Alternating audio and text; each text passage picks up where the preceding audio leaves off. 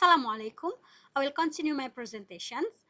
Next is conceptualize the Islamic perspective of knowledge and learning. So, according to the Al-Zarnuji, Islamic perspective of knowledge, ilm, is derived from the Quran and Hadith.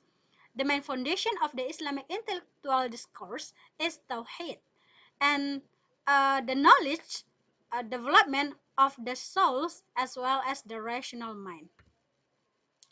So, the human effort to understand Islam, that is Al-Quran, and its essence is obscured in the mental exercise known as the mediation muraqabah.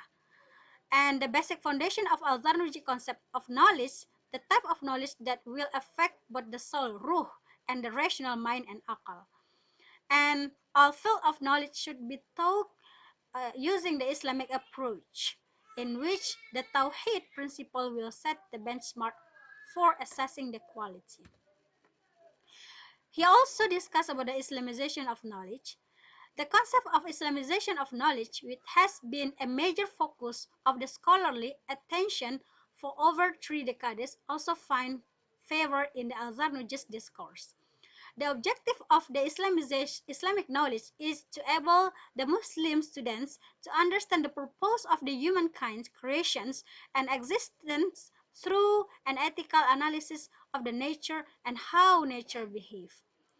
Islamization of knowledge is not simply about an intellectual attempt to Islamize the un-Islamized field of the knowledge, but to integrate the Islamic ethical or Tawhid principle into such field of the modern thought.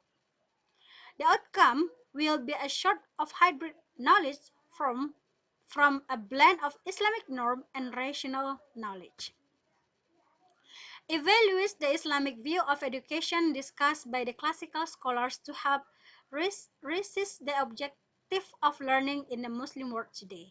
So concept of knowledge could be helpful for creating an academic atmosphere in which the education principle facilitate the development of moral value in the students.